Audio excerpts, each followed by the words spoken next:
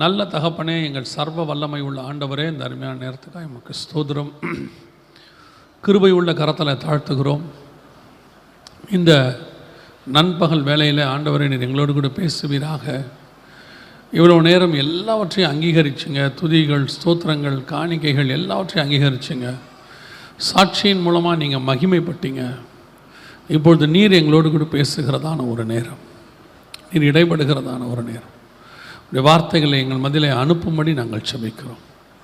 மகிமை உள்ள கரத்தில் தாழ்த்துகிறோம் எங்கள் ஆண்டவர் இயேசுவின் நாமத்தில் பிதாவே, அல்லேலூயா.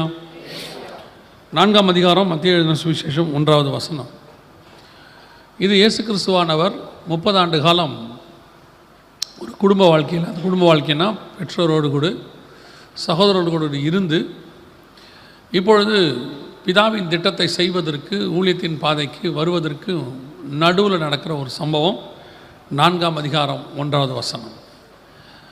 இந்த காரியத்தை கர்த்தர் மிக முக்கியமான ஒரு சம்பவம் இதில் இருக்குது. நம்ம எல்லாருக்குமே இப்படிப்பட்டதான ஒரு அழைப்பை கர்த்தர் வச்சிருக்கிறார். பொதுவாக நம்ம எல்லாம் என்ன நினைக்கிறோன்னா, ஊழியத்தின் பாதையில் ஊழியம் என்பது எனக்கு ஒரு அழைப்பு, அது வந்தால் தான் நான் செய்யணும் அப்படின்னு நீங்கள் நினைக்கிறீங்க. ஆனால் உங்களுடைய ரட்சிப்பின் அழைப்புன்னு ஒன்று இருக்குது. ரட்சிப்பின் அழைப்பு நம்மெல்லாம் கர்த்தருக்காக ஆண்டவரை ஏற்றுக்கொண்டு வந்திருக்கிறோம். அப்படி வந்திருக்கிற நாமே கர்த்தருக்கு முன்பாக எப்படி இருக்கிறோன்னு வசனம் சொல்லுது. வாசிங்க, வெளிப்படுத்தின விசேஷம் 1ஆம் அதிகாரம் 6வது வசனத்தை வாசிங்க. 6வது வசனம் 1:6 வாசிங்க. ராஜாவும் ஆசாரியருமாக்கின அப்படின்னு இருக்கு. உங்களுடைய அழைப்பிலேயே, நம்முடைய அழைப்பிலேயே ஆசாரியத்துவமும் ராஜ்யபாரமும் சேர்ந்து இருக்குது.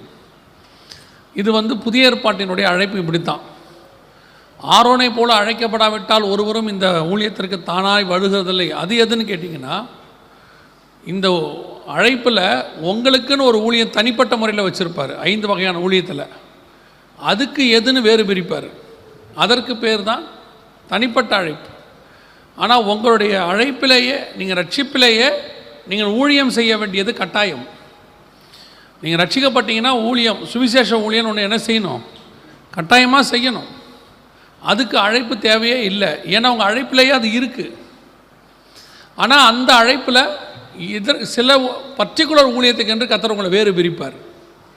அந்த ஊழியம் தான் ஆரோனை போல அழைக்கிற கனமான ஊழியம். இன்றைக்கி என்ன நடக்குது அப்படின்னா, ஒரு கொரிய கூட்டம் சபைக்கு வருது, வசனம் கேட்குறாங்க, ஒரு காலகட்டம் வரைக்கும் ஆவிக்குரிய வாழ்க்கையில் வளர்கிறாங்க. அதுக்கப்புறம் சாகிற வரைக்கும் வளர்ச்சியே கிடையாது. ஒரு சபையில் ஒரு 25 வருஷம் 30 வருஷம், இன்னும் சொல்ல போனால் ஒரு சிலர்லாம் பெருமையாக வேற சொல்கிறாங்க, சபை ஆரம்பித்த காலத்துலேருந்து நான் இருக்கிறேன் அப்படின்னு. உங்களுக்கு ஆக்சுவலாக ஒரு உண்மை தெரியணும்.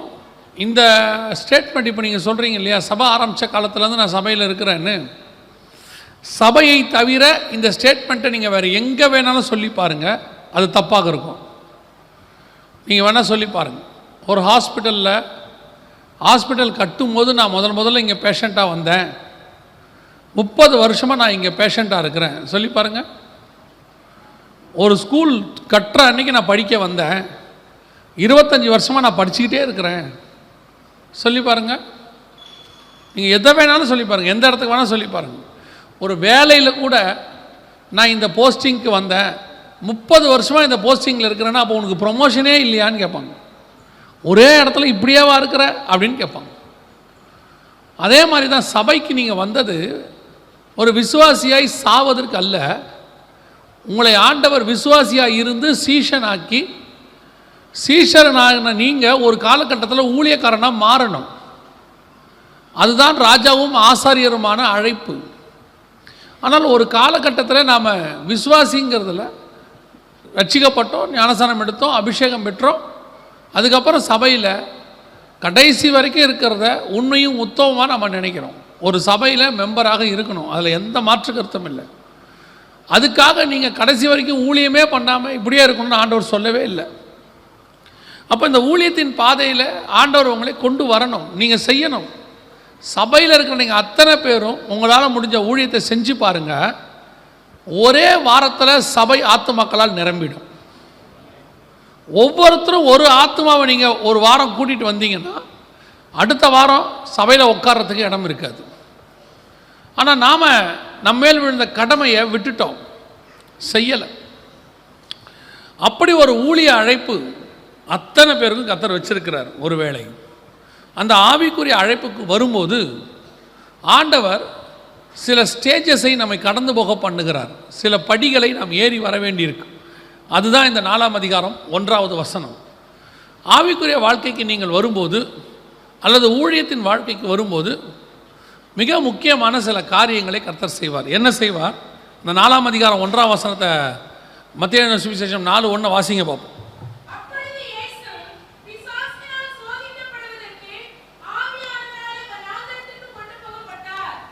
முதலாவதாக ஆண்டவர் செய்கிற காரியம் என்ன அப்படின்னு கேட்டிங்கன்னா, அவர் இருக்கிற இடத்திலிருந்து வேறொரு இடத்திற்கு உங்களை ஆண்டவர் கொண்டு போயிடுவார்.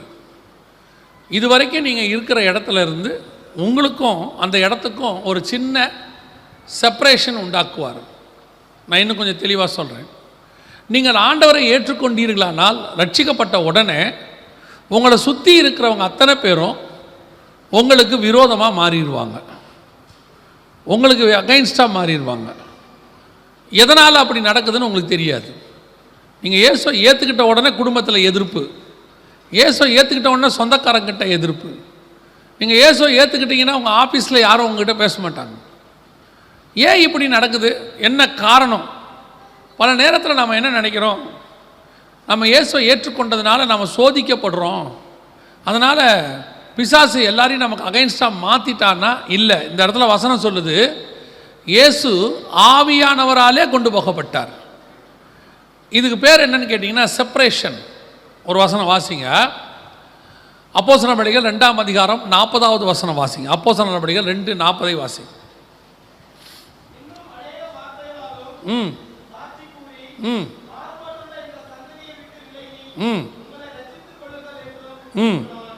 மாறுபாடுள்ள இந்த சந்ததியை விட்டு விலகி, நீங்கள் இருக்கிற இடத்துல கர்த்தர் என்ன பண்ணுவார்?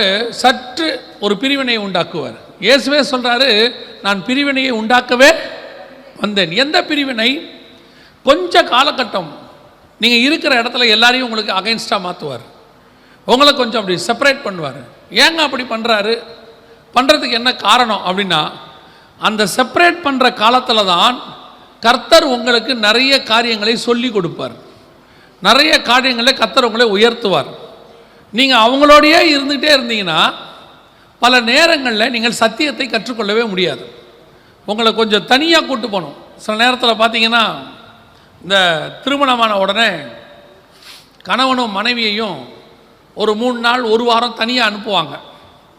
அதுக்கு அவங்க ஹனிமூன்னு சொல்லுவாங்க. ஆனால் உண்மையிலே அதுக்கு என்ன காரணம், ஏன் அனுப்புகிறாங்க அப்படின்னா, இப்போ அந்த காரணம்லாம் மாறி போச்சு.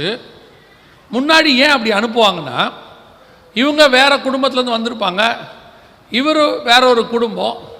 இந்த 2 குடும்பத்துலேருந்து வரும்போது அந்த காலத்தில் ஒருத்தருக்கு ஒருத்தர் பேசுகிறதுக்கு வாய்ப்பு இருக்காது. இவரை பற்றி அவங்களுக்கு தெரியாது, அப்போல்லாம் பார்க்கக்கூட கூடாது. அப்பா அம்மா சொன்னால் கல்யாணம் பண்ணிக்கணும், அவ்வளோதான். அப்படி ஒரு காலம் இருந்துச்சு. நீங்கள் இப்போ உங்களுக்குலாம் அது தெரியாது, இப்போ இருக்கிறவங்களுக்கெல்லாம் அப்படி ஒரு காலம் இருந்துச்சு. அப்பா அம்மா சொல்லுவாங்க, அப்பா அம்மா சொல்லி பார்த்து நல்ல பிள்ளை பண்ணிக்கோ அப்படின்னா பண்ணிக்க வேண்டியது தான். அப்படி வரும்போது 2 பேருக்கும் வீட்டுக்குள்ளே இருந்தாங்கன்னா சொந்தக்காரங்க எல்லாம் இருப்பாங்க, பேசுகிறதுக்கு வாய்ப்பு இருக்காது, ஒருத்தர் தெரிஞ்சுக்க முடியாதுன்னு என்ன பண்ணுவாங்க, 2 பேரையும் பிரித்து ஒரு 3 நாள் 4 நாள் வெளியே அனுப்பிவிடுவாங்க, போயிட்டு வாங்கன்னு சொல்லி. எதுக்காக? அங்கே போகும்போது தனிமாக இருக்கும்போது ஒருத்தர் பேசுறதுக்கு வேறு ஆளே இருக்காது, இவங்க 2 பேர் தான் இருப்பாங்க. பேசும்போது ஒருத்தர் புரிஞ்சு கொள்ள முடியும். திரும்பி வரும்போது ஒருத்தரை நன்றாய் புரிந்து கொள்வார்கள். அதனுடைய விளைவாக அந்த குடும்பம் கடைசி வரைக்கும் அவங்க 2 பேருக்குள்ள பிரிவினையே இருக்காது. அந்த புரிஞ்சு கொள்கிற காலம்தான் இந்த தனியாக போகிற காலம். அதே மாதிரி தான் இயேசுவானவர் ரட்சிக்கப்பட்ட உடனே உங்கள் குடும்பத்தில் ஒரு எதிர்ப்பு, சுற்றி இருக்கிறவங்ககிட்ட ஒரு எதிர்ப்பு, உங்களை கொஞ்சம் ஊரை விட்டு ஒதுக்குவாங்க. இதெல்லாம் செய்யும் போது நீங்கள் அதை உபத்திரவமாக வேதனையாக நினைக்கிறீங்க. நினச்சி ஐயோ என்னை இப்படி பண்ணிட்டாங்க, என்னை குடும்பத்தை விட்டு ஒதுக்கிட்டாங்க, யாரும் பேசுறதில்ல. அதை கர்த்தரே செய்யறது, பிசாசு செய்கிறது கிடையாது. ஏன்?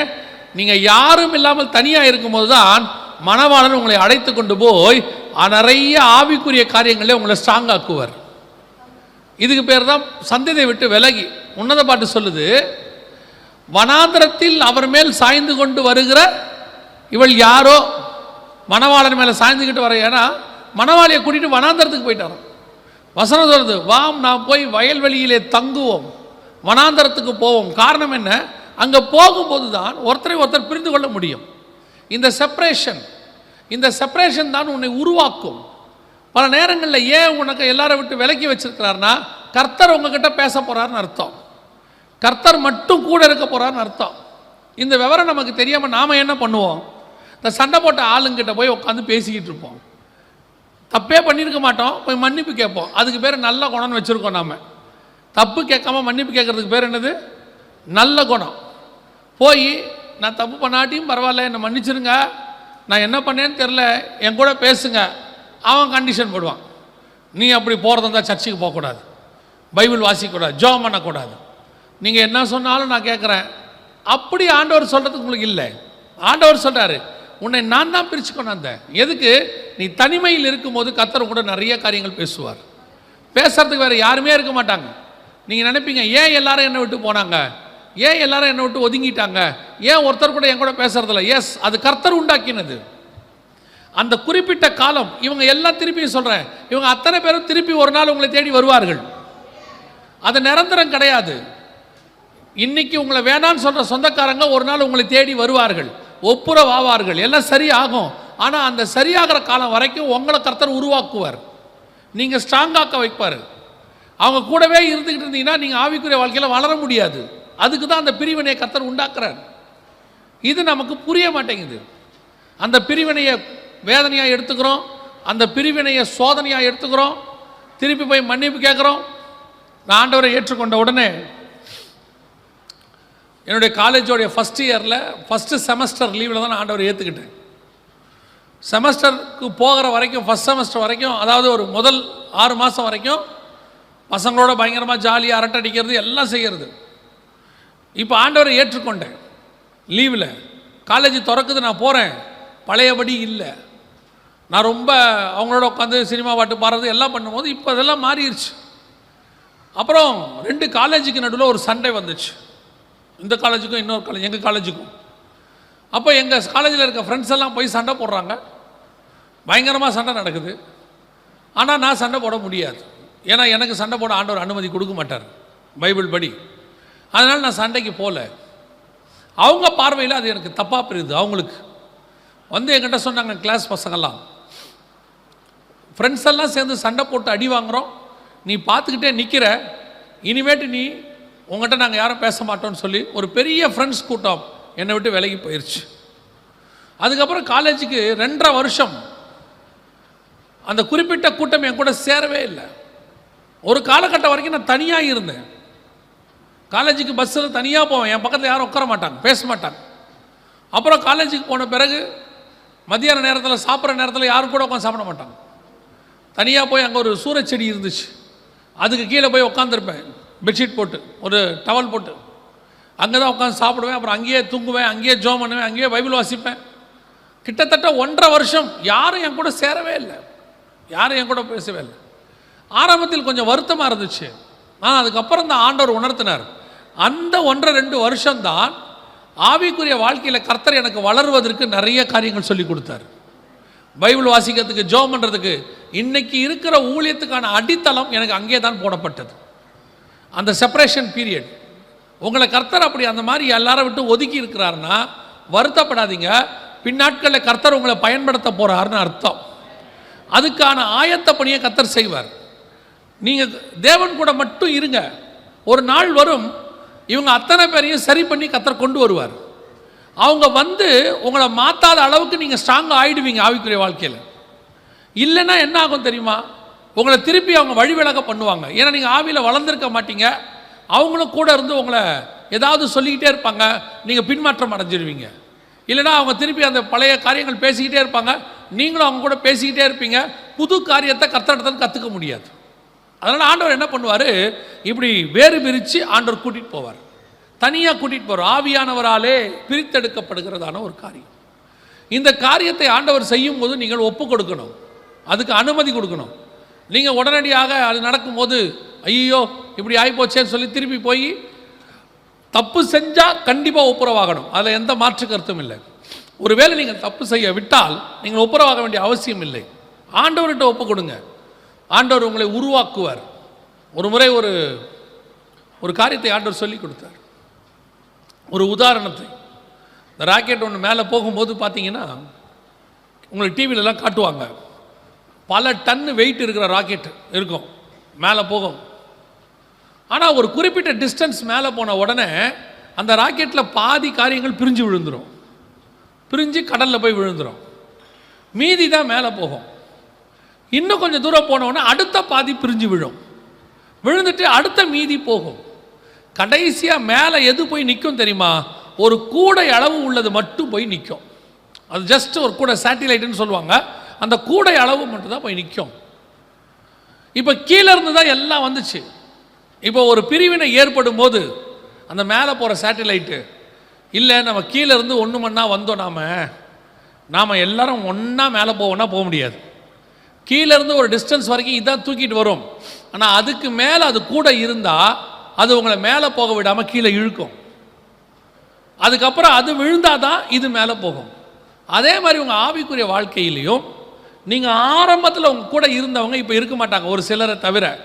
கர்த்தர் கொஞ்சம் பேரை என்ன செய்வார்? ரிமூவ் பண்ணிக்கிட்டே இருப்பார். அப்போ தான் நீங்கள் அடுத்த ஆவிக்குரிய லெவலுக்கு போக முடியும். அடுத்த லெவலுக்கு போகும்போது அங்கே கொஞ்சம் பேரை கர்த்தர் வச்சுருப்பார், அவங்க உங்கள் ஆவிக்குரிய வாழ்க்கைக்கு பிரயோஜனமாக இருப்பாங்க. அங்கேருந்து கொஞ்சம் பேரை ஆண்டவர் ரிமூவ் பண்ணுவார்.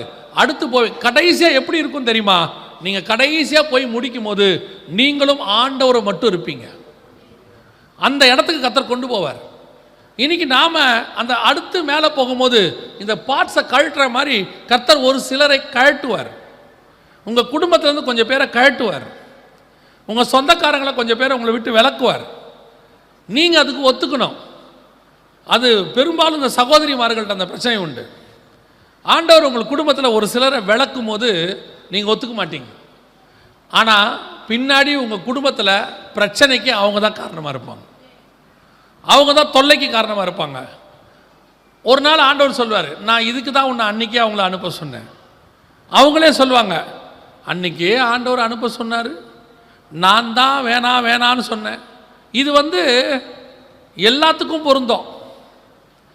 ஒருத்தர் சாக போகிறாங்கன்னு வச்சுக்கோங்க, இப்போ நான் சொல்கிறத நீங்கள் எப்படி எடுத்துக்கிறீங்கன்னு தெரியாது. சாக போகிறாங்கன்னு வச்சுக்கோங்க. புதிய ஏற்பாட்டை பொறுத்த வரைக்கும் ஒருத்தரை கர்த்தர் எடுக்கிறாருன்னா தேவ சித்தத்துக்கு விட்டு கொடுக்கணும். தேவ சித்தத்துக்கு என்ன செய்யணும்? விட்டு கொடுக்கணும். இப்போ சின்ன பையன், குழந்தை, வாலிபனா பரவாயில்ல, ஜெபம் பண்ணலாம். 70-80 இருக்கும். ஒரு காலத்தில் ஆண்டவர் அவங்கள பூரண வயசாக எடுப்பார், இவங்க எடுக்க விட மாட்டாங்க. ஆண்டவர் என் ஜீவனை கொடுத்தாது அவங்க ஜீவனை காப்பாற்றுங்க, அவங்க போக விட மாட்டேன் ஆண்டவர். ஆண்டவர் சொல்வார், சரி ஒரு 10 வருஷம் இருக்கட்டும்ன்றவர். அந்த அடுத்த 10 வருஷம் இருக்குல்ல, அவங்க கொடுக்குற தொல்லையில் நீங்களே சொல்லுவீங்க, இவங்களை எடுத்துருங்க ஆண்டவரே. நான் சொல்கிறது நிஜம். சிலரை கர்த்தர் எடுக்கும் போது விட்டு விடுவது நல்லது. எசேக்கியா ராஜா போகும்போது போயிட்டானா தான் அவனுக்கு நல்லது. அழுது 15 வருஷம் வாங்கிட்டீங்கன்னு வச்சுக்கோங்க, மனாசே பிறந்துருவான்.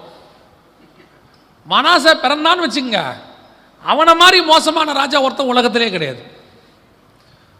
பலருக்கு அப்படி இருக்கு. சில ஊழியக்காரர்களை ஆண்டவர் எடுக்கும் போது போயிட்டா நல்லது, தீங்கு வராதுக்கு முன்னே நீதிமானை கர்த்தர் எடுத்துக்கொள்ளுகிறார். எடுக்க விடாம ஒரு கூட்டம் ஜெபம் பண்ணி, அதெல்லாம் நாங்கள் விட மாட்டோம். அப்புறம் அந்த ஊழியக்காரர் படுற பாடை பார்த்து கடைசியில் இவங்களே பரவாயில்ல ஆண்டவரை எடுத்துக்கங்க. ஆண்டவர் சொல்ல, அதெல்லாம் முடியாது, நீ 10 வருஷம் சேர்த்துட்டேன், நீ 4 வருஷத்தில் எடுனா முடியாது, இன்னும் 6 வருஷம் வச்சு அனுபவியும். நிஜம் நான் சொல்கிறது. பலருடைய வாழ்க்கையில் சிலரை கர்த்தர் விளக்குவார். விளக்கும் போது என்ன செஞ்சிடணும்? ஒன்று தெரிஞ்சுக்கோங்க, நம்ம கூட யாரை சேர்க்கணும் யாரை விளக்கணும்னு கர்த்தருக்கு நல்லா தெரியும். கர்த்தர் விளக்கும் போது என்ன பண்ணிடணும்? அனுமதி கொடுத்துடணும். இப்போ நான் சொன்னது மற்றவங்களுக்கு மனைவி போதுன்னா விடக்கூடாது. நல்ல சான்ஸாக இருக்குது, பாஸ்டர் சொல்லிட்டாரு, என்னைக்காவது மனைவி வாயை திறந்து நான் எங்கள் அம்மா வீட்டுக்கு போகிறேன், தயவு செஞ்சு போயிட்டு வா, கர்த்தர் சொல்லிட்டார், நீ விளக்கப்பட வேண்டிய ஆள், அது இல்லை இல்லையா? இந்த சகோதரிமார்களுக்கு எப்போவுமே வாய் சும்மா இருக்காது. உங்கள் கூட இருக்கிறதுக்கு பேசாமல் நான் செத்து தொலையலாங்கோ, உடனே கர்த்தரே உன்னை விளக்குகிறார், சோத்திரத்தோடு போயிட்டு வா, நான் உன்னை ஜெபத்தோடு அனுப்பி, அது இல்லை அது இல்லை அது இல்லை. நான் சொல்கிறது மற்றவங்களை, சரியா? ஒரு காலத்தில் கணவன் மனைவியை கூட ஒரு காலகட்டத்தில் கர்த்தர் எடுக்கும்போது என்ன செஞ்சிடணும்? போயிடணும். ஓ, நீங்கள் இருந்தாலும் நானும் இருப்பேன், நான் இருந்தால் நீங்கள் இருக்கணும், அதெல்லாம் விடமாட்டேன் அப்படின்னும் போது ஆண்டவர் சொல்கிறார், அப்படியா சரி இருக்கட்டும், ஒரு 5 வருஷம் வச்சுக்கோம்பார். 3 வருஷம் கழித்து நீங்களே சொல்வீங்க, இவரை வச்சுக்கிட்டு நான் படுற பாடு இருக்குது பாருங்கள். 5 வருஷத்துக்கு முன்னாடியே ஆண்டவர் எடுத்தார், நான் தான் போராடி வாங்கினேன், கடைசியில் நீ போன பிறகு தான் அவர் போவார். அல்லேலூயா. முதலாவது ஆண்டவர் வேறு பிரிப்பார், செப்பரேஷன் லைஃப். அந்த செப்பரேஷன் லைஃபுக்கு உங்களை என்ன செய்யணும்? நீங்கள் அனுமதி கொடுக்கணும். அது ஆவிக்குரிய வாழ்க்கையில் ஒரு பார்ட். எல்லாருமே அப்படி ஒரு செப்பரேஷனை கர்த்தர் ஏற்படுத்துவார் கொஞ்ச நாளைக்கு. இப்போ பாருங்கள், மோசையை போய் 40 வருஷம் ஆடு மேய்க்க விட்டுட்டார், 3 வருஷம் பவுலை வெளியே கூட்டிகிட்டு போயிட்டார். எல்லாருக்குமே அந்த ஒரு செப்பரேஷன் இருக்கும். இப்போ இயேசுநாதருக்கு இங்கே இருக்குது 40 நாள் ஒரு செப்பரேஷன் இருக்குது, எல்லாருக்கும் இருக்கும். அது 40 நாள் உருவாக்குற காலம், அதுதான் கர்த்தர் உங்களை உருவாக்குற காலம். அதுக்கு அனுமதி கொடுங்க. 2வது வாசிங்க, அதே 4ஆம் அதிகாரம் 1ஆம் வசனம் வாசிங்க.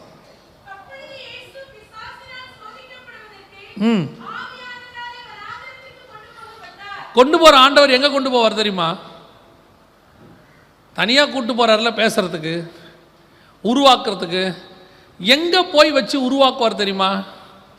வசனம் சொல்லுது, ஆவியானவராலே வனாந்தரத்திற்கு கொண்டு போகப்பட்டார். இது அடுத்த கதை. வனாந்தரம் பொதுவாக நம்மளை கூட்டிகிட்டு போகிற இடம் நல்ல இடமா தான் இருக்கும் இல்லை? இப்போ கணவன், நம்ம சொன்னோமே கணவனும் மனைவியும் போவாங்க, என்னாச்சு கவனிங்க, கணவனும் மனைவியும் போகிறாங்கன்னு சொல்கிறோமே. பொதுவாக நம்ம ஊருக்காரங்கெல்லாம் நம்ம வசதிக்கு ஏற்ற மாதிரி மனைவியை கூட்டிகிட்டு ஊட்டிக்கு போவான், கொடைக்கானலுக்கு போவான், கொஞ்சம் காசு இருக்கிறவனாக இருந்தால் அந்த பக்கம் நார்த் இந்தியா போவான் இல்லையா? யாராவது மனைவியை கூட்டிகிட்டு ராஜஸ்தான் பாலைவனத்துக்கு போவானா? வா நாம் 2 பேரும் ராமநாதபுரத்துக்கு போயிட்டு வருவோம், அங்கே தான் தண்ணி இல்லாத காடு இருக்குதாம்மா. யாராவது போவாங்களா? இல்லைன்னா ஆப்பிரிக்காவுக்கு நடுவில் ஒரு காடு இருக்குது போயிட்டு வருவோம், யாராவது போவாங்களா? போக மாட்டோம். ஆனால் வசனம் சொல்லுது, உருவாக்குறதுக்கு கர்த்தர் கூட்டிகிட்டு போகிற இடம் என்ன இடமா? வனாந்தரம். ஆனால் நமக்கு இந்த வனாந்தரங்கிறத ஒரு நெகட்டிவாக நம்ம மைண்டில் ஏற்றிட்டாங்க. என்னத்துக்குறாங்கன்னு தெரியல. சத்தியத்தை அறிகிற காலம் வரைக்கும் நாங்களும் ஐயோ வனாந்தரம் வனாந்தரம் அப்படின்னு நினச்சிட்டே இருக்கோம். இந்த பைபிளை நீங்கள் எடுத்துக்கோங்க, வனாந்தரத்திற்கு போகாத யாராவது இருக்கிறாங்களான்னு பாருங்கள். பரிசுத்தவான்களில் வனாந்தரத்துக்கு போகாத ஆள் யாராவது இருக்கிறாங்களான்னு பாருங்கள். ஆபிரகாம் வனாந்தரத்துக்கு போயிருக்கிறார், ஈசாக்கு போயிருக்கிறார், யாக்கோபு போயிருக்கிறார், இஸ்ரவேல் ஜனங்கள் போயிருக்கிறார்கள், தானியேல் கொண்டு போகப்பட்டிருக்கிறார். அதற்கு பிறகு நீங்கள் எடுத்துக்கோங்க, இயேசு கிறிஸ்து வனாந்தரத்துக்கு போயிருக்கிறார், பவுல் போயிருக்கிறார், மோசே போயிருக்கிறார், எலியா போயிருக்கிறார், எலிசா போயிருக்கிறார். வனாந்தரத்துக்கு போகாதவங்க யாருன்னு பாருங்க. வனாந்தரம்னா என்ன? முதல்ல நீங்கள் யாராவது வனாந்தரம் பார்த்துருக்கீங்களா? வனாந்தரம் பார்த்துருக்கீங்களா? பார்த்துருக்கீங்களா? எங்க? கொஞ்சம் சவுத் ஐயா, சவுதியில் பார்த்துருக்காரு. நான் நினச்சா அவர் கல்யாணத்தை சொல்கிறாருன்னு. இல்லையே. ஆமாம், நான் ஒருத்தரை கேட்டேன் வனாந்தரம் பார்த்துருக்கேன், அது கூட தான் வாழ்ந்துட்டுருக்கிறேன்னு சொன்னார். சவுதியில். சவுதியில் எங்கே இருந்தீங்க? அல்கசின். சவுதியில் ஒரு இடத்துலேருந்து இன்னொரு இடத்துக்கு நீங்கள் போகணுன்னா நடு முழுக்க வனாந்தரமாக தான் இருக்கும். ஒரு ஊர்லேருந்து இன்னொரு ஊர் ஒரு 100 கிலோமீட்டர் 200 கிலோமீட்டர் 300 கிலோமீட்டர் தள்ளி இருக்கும். கோபார்லேருந்து ரியாதுன்னு ஒரு இடம் சொல்லுவாங்க, வழிநடுக வனாந்தரம் தான், 2 பக்கமும் மணல் தான், நடுவில் ஒரே ஒரு ரோடு போட்டிருப்பான். இப்போ தான் இவங்கெல்லாம் ரோடு போட்டாங்க. அந்த காலத்தில் ஆபிரகாம் காலத்தில் என்ன கிடையாது, ரோடெல்லாம் கிடையாது. இப்போ என்ன பண்ணுவாங்கன்னா ஒரு 100 கிலோமீட்டருக்கு ஒரு தடவை ஒரு பெட்ரோல் பங்க்கு, கொஞ்சம் தண்ணி எல்லாம் வச்சுருக்குறாங்க. அந்த காலத்தில் எதுவுமே கிடையாது. வனாந்தரம்னா என்ன? எல்லா பக்கமும் வெறும் மண் கிடக்கும், மருந்துக்கு கூட ஆள் இருக்காது, வெயில் காலையில் அடித்து நவுத்தோம், எதுவுமே இல்லாத இடம். அதை நம்ம எப்படி எடுத்துக்கிறோம்னா உபத்திரவத்துக்காக எடுத்துக்கிறோம். உண்மைதான். ஆனால் உபத்திரவம் என்பது ஆவிக்குரிய வாழ்க்கையில் ஒரு பார்ட். உங்கள் ஆவிக்குரிய வளர்ச்சிக்கு உபத்திரவம் என்பது ஒரு பகுதி. உபத்திரவம் இல்லாமல் உங்கள் ஆவிக்குரிய வாழ்க்கை முழுமை பெறவே பெறாது. உபத்திரவப்பட்டு வருவது நல்லதுன்னு பைபிள் சொல்லுது. நான் உபத்திரவப்பட்டது நல்லது. ஏங்க அப்படி சொல்கிறீங்க அப்படின்னா, இந்த உபத்திரவம் தான் உங்களுக்கு விசுவாசத்தை சொல்லிக் கொடுக்கும். இந்த உபத்திரவம் தான் உனக்கு பிரமாணத்தை கற்றுக் கொடுக்கும். கொஞ்சம் பிரச்சனையை உன் வாழ்க்கையில் சந்திச்சினா தான் பின்னாட்களில் அந்த பிரச்சனைக்கு நடுவில் வாழ்வது எப்படின்னு உங்களுக்கு தெரியும். பல நேரத்தில் நீங்கள் கேட்டிருப்பீங்க, டாக்டர் சொல்லுவாங்க ஒரு 6 மாதத்துக்கு ஒரு தடவையோ இல்லை 1 வருஷத்துக்கு ஒரு தடவையோ ஒரு சின்ன ஜுரம் வருவது நல்லதும்பாங்க, ஒரு சளி பிடிக்கிறது நல்லது. எதுக்காகன்னு கேட்டிங்கன்னா, அப்போ தான் உங்கள் உடம்புல இருக்கிற இம்யூனிட்டி பவர்லாம் வேலை செய்யும், எதிர்ப்பு சக்திலாம். இல்லைன்னா அது வேலை செய்யாமல் அப்படியே கிடக்கும், புதுப்பிக்கப்படாது. சில நேரத்தில் சில கஷ்டங்கள் நல்லது உருவாக்கும். அந்த வனாந்தரத்தில் நீங்கள் போகும்போது தான் இன்னொன்று, ரெண்டாவது, அந்த வனாந்தரத்தில் நீங்கள் போகும்போது தான் கர்த்தருடைய கரத்தை நீங்கள் பார்க்க முடியும். கர்த்தர் எவ்வளவு நல்லவர், எவ்வளவு பராக்கிரம் நிறைந்தவர்னு பார்க்க முடியும். பாருங்கள், இஸ்ரவேல் ஜனங்கள் எகிப்திலிருந்து கானானுக்கு போகிறதுக்கு முன்னாடி 40 வருஷம் வனாந்தரத்தில் இருந்தாங்க.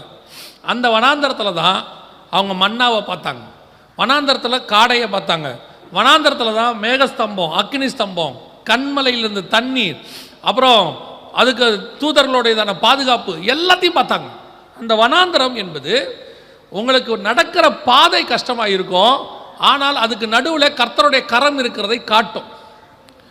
எல்லாருடைய வாழ்க்கையிலையும் ஊழியத்தின் பாதையில் ஆவிக்குரிய வாழ்க்கையில் ஒரு சின்ன உபத்திரவத்தை தாண்டி தான் வந்திருப்பாங்க. யாரை வேணாலும் கேளுங்க, உங்கள் பாஸ்டரை கூட கேளுங்க. உபத்திரவம் இல்லாமல் உயர்வு கிடையவே கிடையாது. இன்றைக்கி கடைசி காலத்தில் என்ன போதனை வந்துருச்சுன்னா, உனக்கு கஷ்டமே கிடையாது, வேதனையே கிடையாது, போராட்டம் கிடையாது, வெறும் ஆசீர்வாதம். ஆசீர்வாதம் இல்லைன்னு சொல்லலை, அந்த ஆசீர்வாதத்துக்கு முன்னாடி கர்த்தர் உனக்கு ஒரு சோதனை வைப்பார். அதை நீ கடந்து வரும்போது உனக்கு ஆசீர்வாதம் பல மடங்கு வரும். பல நேரத்தில் நீ ஆசீர்வாதம் இது இல்லாமல் வரும்போது, இப்போ உதாரணமாக கோவிட் காலத்தில் எக்ஸாம் வச்சாங்க பார்த்தீங்களா? கோவிட்டில் எக்ஸாமே கிடையாது, எல்லாரும் பாஸ். எல்லாரும் பாஸுங்கிறது சரியா தப்பா? எல்லாரும் பாஸுங்கிறது சரியா தப்பா? ஒரு பையன் வந்து சொன்னான், 8வது படிக்கிற பையன் என்கிட்ட சொன்னான், அங்கிள் எல்லாரையும் பாஸ் பண்ணி விட்டாங்க அங்கிள் அப்படின்னா. நான் சொன்னேன், டே சந்தோஷமான விஷயம் தானடா, பாஸ் பண்ணி விட்டா நீ ஏன்டா வருத்தப்படுற? அப்புறம் படித்தவனுக்கும் படிக்காதவனுக்கு என்ன அங்கிள் வித்தியாசம்? நான் இவ்வளோ கஷ்டப்பட்டு படிச்சுன்னா பிரயோஜனம் அப்படின்னு கேட்குறேன். கரெக்டு தானே? ஒரு சோதனை தான் யார் நிற்கிறார் யார் நிற்கவில்லை என்பதை காட்டும். சோதனைகளை சகிக்கிற மனுஷன் பாக்கியவான். இன்னைக்கு நம்ம அந்த வனாந்தரமே வேணாங்கிறோம். ஐயோ கொஞ்சம் கஷ்டம் வந்துடக்கூடாது, ஏன் தான் ஆண்டவர் என்னை சோதிக்கிறாரோ? ஒருத்தர் என்ன கேட்டார், எனக்கு யோபுவை போல நான் சோதிக்கப்பட்டேங்கன்னார். நான் கேட்டேன், 10 பிள்ளையும் செத்து போச்சான்னு கேட்டேன். இல்லை அதை சொல்ல வரல, அவன் எங்கே சோதனை, நமக்கு என்ன சோதனையாக இருக்கும்? மிஞ்சி போச்சுன்னா பிள்ளைக்கு ஃபீஸ் கட்ட முடியாததாக இருக்கும், இல்லைன்னா வாடகை கட்ட முடியாததாக இருக்கும், மிஞ்சி போச்சுன்னா எதுக்காவது இஎம்ஐ கட்ட முடியாததாக இருக்கும். இதை தவிர உங்களுக்கு வேறு என்ன சோதனை சொல்லுங்கள்? தலையிலேருந்து கால் வரைக்கும் பரு வச்சு சுரண்டுறீங்களா? ஏதாவது இருக்கா? அப்படி இல்லை தானே. நமக்கு பைபிளில் உள்ள சோதனைகளோடு பார்க்கும்போது நானும் சகோதரனும் அடிக்கடி பேசிக்கிட்டே இருப்போம். ஊழியத்தின் பாதையில் கடினம் கஷ்டங்கிற வார்த்தையை நான்லாம் யூஸ் பண்ணவே கூடாது, நம்ம 2 பேரும் பேசிப்போம், நம்மலாம் யூஸ் பண்ணவே கூடாது. ஏன் அப்படி ஊழியத்தில் ரொம்ப கஷ்டம்னு சொல்லி இனோவா காரில் இறங்கி ரொம்ப கஷ்டப்படுறோன்னு சொல்லி பரலோகத்தில் போய் உட்காந்து நான் எவ்வளோ கடினமாக ஊழியம் பண்ணேன்னு சொல்லி திரும்பி பார்க்கும்போது பவுல் உட்காந்துருந்தா எப்படி இருக்கும்? நம்ம பக்கத்தில் இருக்கிற ஒரு ஆள், என்ன கஷ்டப்பட்டீங்க? இனோவா காரில் போகும்போது பஞ்சர் ஆயிடுச்சு, நைட்டு 2 மணிக்கு நாங்கள் பஞ்சர் போட்டோம், சாத்தான் எங்களை எப்படி சோதித்தான் அப்படின்னு ஒன்று. சார் நீங்கள் யார்? நான் பவுலுன்னா நமக்கு எப்படி இருக்கும்? நான் கடல் மேலே 14 நாள் இருந்தேன், உனக்கு இனோவா காருக்கு காற்று அடிக்கிறதுக்கு கஷ்டமாக இருக்குது கேட்பானா இல்லையா? இப்போ நமக்கு இருக்கிற கஷ்டம்லாம் என்ன? வருகிற வழியிலே பஞ்சர் பிரேக் டவுன் ஆகிவிட்டது, 3 மணி நேரம் நின்று கொண்டிருந்தோம். நின்றுட்டு தானே செஞ்சீங்க, கடல் மேலேயா கடந்தீங்க? நமக்கு இருக்கிற கஷ்டம் நம்ம சொல்கிறது என்ன? ஐயோ நான் பாடுபட்டேன். உங்கள் கஷ்டத்தை நான் குறைவாக சொல்லலை, நம்மளை விட கஷ்டப்பட்டவெல்லாம் இருக்கான் பைபிளில், எவ்வளோ பாடு அனுபவிச்சவனா இருக்கான். ஆனால் ஒன்று மட்டும் நல்லா தெரிஞ்சுக்கொள்ளுங்க, இந்த வனாந்தரத்தின் பாதை உங்களை ஒழிப்பதற்காக அல்ல, உங்களை உருவாக்குவதற்காக. இந்த கஷ்டத்துலேருந்து நீங்கள் வரீங்க பாருங்க, ஒரு நாள் இந்த கஷ்டத்தில் வந்ததான அனுபவம் உன்னை கடைசி வரைக்கும் காப்பாற்றும். சவுலுக்கும் தாவீதுக்கும் என்ன தெரியுமா வித்தியாசம்? சவுல் நேரடியாய் ராஜாவாக்கப்பட்டான் சாமுவேலால். ஆனால் தாவீது சாமுவேலால் அபிஷேகம் பண்ணப்பட்டாலும் ராஜாவாக்கிறதுக்கு முன்னாடி வனாந்தரத்துக்கு ஓடிட்டு போயிட்டான். சவுலால் விரட்டப்பட்டான், கஷ்டப்பட்டான். அந்த கஷ்டம் அவன் ராஜாவா உட்கார்ந்த போது கூட அவனுக்கு பெருமை வரல. அவனுக்கு தெரியுது இதெல்லாம் ஒன்றுமில்லை, கர்த்தர் என் மெய்ப்பராக இருக்கிறாருங்கிறான். ஆனால் சாலமோனுக்கு அதெல்லாம் தெரியாது. சாலமோன் நேர ராஜாவானவர். ஒரு நாள் ராஜ்யபாரம் அவர் கையை விட்டு போச்சு, அசட்டை. கர்த்தர் பேசியும் அவன் திருந்தலை. அதுதான் தாவீதுக்கும் சவுலுக்கும் சாலமோனுக்கும் வித்தியாசம். சில நேரத்தில் உபத்திரவம் உன்னை உருவாக்கும். வீட்டிலேயே எடுத்துக்கோங்க, நம்ம அப்பாக்கள் பாருங்க, பணத்தை கரெக்டாக செலவு பண்ணுவாங்க. அவங்க சொல்லுவாங்க, இந்த பணத்தை நான் சம்பாதிக்கிறதுக்கு எவ்வளோ கஷ்டப்பட்டேன்னு தெரியுமா ஒரு காலத்தில்பாங்க. இப்போ நம்ம பிள்ளைங்க பாருங்க, டாடி ஒரு 100 rupees கொடுங்க, ஒரு 50 rupees கொடுங்க. எதுக்குடா? ஸ்கூலில் எல்லாரும் வராங்க, காசு 50 rupees கொடுங்க. நாங்கள் போய் படிக்கும் போது காசு கேட்டால் 50 காசுன்னு ஒன்று இருக்கும் அப்போல்லாம். அதையே 2-4 நாவாக தருவாங்க. கொடுத்துட்டு சாயங்காலம் ரிட்டர்ன் ஆகும்போது நிதியமைச்சர் மாதிரி கணக்கு கேட்பாங்க. 50 காசு கொடுத்தோமா, என்ன பண்ண? 50 காசை சாப்பிட்டோம்னா அடிப்பாங்க. 50 காசு டெய்லி சாப்பிட்ற நீ, அப்போ என்ன கிடைக்கும்? மிஞ்சி வச்சுன்னா ஒரு மாங்காய் கிடைக்கும், கம்மர்கட்டு கிடைக்கும்.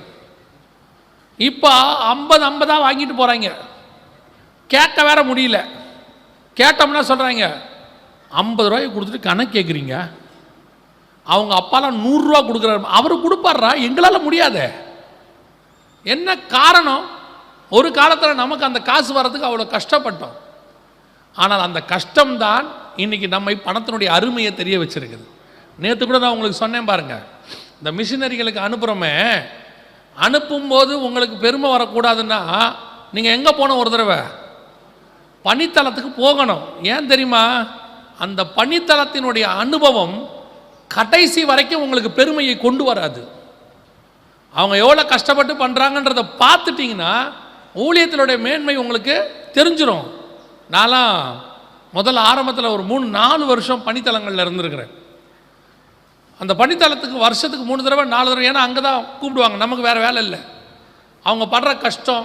ஒரு தடவை ஒரு பையன், ஒரு மிஷனரி பையன் சாப்பிட்டதை நான் பார்த்தேன். இன்னை வரைக்கும் என் பையனுக்கு அதை சொல்லி கொடுத்துக்கிட்டே இருப்பேன். சாப்பிட்டுக்கிட்டே இருக்கான்.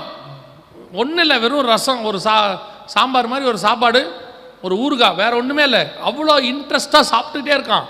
திடீர்னு லைட்லேருந்து ஒரு பூச்சி வந்து விழுந்துருச்சு. நம்மளாக இருந்தால் என்ன பண்ணுவோம்? அவன் என்ன பண்ணான் தெரியுமா? ஒரு கையில் அந்த பூச்சி அள்ளி ஓரமாக வச்சுட்டு திருப்பி அவன் சாப்பிட்டுக்கிட்டே இருந்தான். அவன் யோசிக்கவே இல்லை, ஐயோ பூச்சி விழுந்து. அவன்ல டக்குன்னு எடுத்து அவன் ஓரமாக வச்சா, அடுத்து சாப்பிட்டுக்கிட்டே இருந்தான். நான் கேட்டேன், தம்பி பூச்சி விழுந்துச்சுன்னா? அண்ணா அது டெய்லி விழுனேன் அப்படின்னா. நம்ம பசங்க சாப்பாடை வச்சுட்டு டெய்லி சாம்பார் தானா, வேற வைக்கவே மாட்டீங்களா? கூட்டிகிட்டு போய் பணித்தளத்தில் 2 நாள் விட்டுருணும். 3ஆவது நாள் அவனே கேட்பான், சாம்பார் போதும், இந்த சாம்பாரை நீங்கள் நல்லபடியாக கொடுத்தாலே போதும். பல நேரத்தில் நமக்கு அந்த உபத்திரவம் தான் சொல்லிக் கொடுக்கும், பணத்துடைய அருமையை சொல்லிக் கொடுக்கும், அவங்க ஊழியத்தினுடைய மேன்மையை சொல்லிக் கொடுக்கும். வனாந்தரம் விரும்ப வேண்டாம், வந்தால் வேணான்னு சொல்லாதீங்க. கர்த்தர் உங்களை அப்படி நடத்துகிறாருன்னா உருவாக்க போகிறாருன்னு அர்த்தம். தன்னுடைய கரத்தின் கிரியை காட்ட போகிறாருன்னு அர்த்தம். கடைசியாக வனாந்தரம் இன்னொன்று செய்யும் தெரியுமா உங்களுக்கு? வனாந்தரம் ஒரு நாளும் தேவ பிள்ளைகளை கொள்ளாது. வனாந்தரத்தில் வாழ்ந்தவன் தான் இருக்கிறானே ஒழிய தேவ பிள்ளைகள் செத்ததா இருக்கவே இருக்காது. எவன் மீறி போனானோ அவன் தான் செத்தான். வனாந்தரத்தில் நடத்தி கொண்டு வந்த எந்த தேவ பிள்ளையும் கர்த்தர் சாகடிக்கவே மாட்டார். அவைகளுக்கு நடுவில் ஒரு நாள் ஆண்டவர் சொன்னார், ஒரு உபத்திரவத்துக்கு நடுவில் போயிட்டு இருக்கும் போது ஆண்டவர் சொன்னார், வனாந்தரம் உன்னை கொள்ளாது, தைரியமாக இருன்னு சொல்லிட்டு ஒரு உதாரணம் சொன்னார். வனாந்தரத்துக்கு இஸ்மவேல் போகிறான். ஆகார் இஸ்மவேலை தூக்கிட்டு போகிறாங்க. பெயர் சபா வனாந்தரத்துக்கு போயிட்டான். போன பிறகு தண்ணி இல்லாமல் கிடக்கான். சாகிற நிலைமை வந்துருச்சு. வசனம் சொல்லுது, பிள்ளையின் அழுகுரலை கேட்டார். அதை சொல்லிட்டு ஆண்டவர் உணர்த்தினார், இந்த இஸ்மவேலை ஒரு துஷ்ட மனுஷன், வசனம் அப்படி தான் சொல்லுது. இஸ்மவேல் ஒரு துஷ்டன். ஒரு துஷ்ட மனுஷனுடைய சத்தத்தையே வனாந்தரத்தில் நான் கேட்பேன்னு அவனை காப்பாற்றுவேன்னா, இயேசுவின் ரத்தத்தால் கழுவப்பட்ட நீதிமான எப்படி நான் வனாந்தரத்தில் சாவடிப்பேன்னு கர்த்தர் கேட்டார். உன்னை ஒரு நாளும் கர்த்தர் வனாந்தரத்தில் சாகடிக்க மாட்டார். போயிட்டு வருவோம், ஒரு சோதனைக்கு நேராக வருவோம். எந்த ஊழியக்காரங்களை கேட்டு பாருங்க, ஒரு சோதனை வந்திருக்கும். ஆரம்பத்தில் ஒரு இடத்துல ஊழியத்தை ஆரம்பிக்கும் போது சாப்பாட்டுக்கே கஷ்டம் இருக்கும், செருப்பு தேய நடக்க வேண்டியிருக்கும். இப்போ ஒன்றும் தெரியாது. இன்றைக்கி பாஸ்டர் இவ்வளோ பெரிய சர்ச்சு கட்டி இருக்கிறாரு, அவர் உட்காந்துருக்கிறாரு, அப்படியே பசங்க கீபோர்டு வாசிக்கிறாங்க. அவருக்கு என்னையா, ஆமாயா அப்படியே ரீவைண்ட் பண்ணணும், கொஞ்சம் ரீவைண்ட் பண்ணணும். 1990க்கு போகணும், 70க்கு போகணும், 80க்கு போகணும்.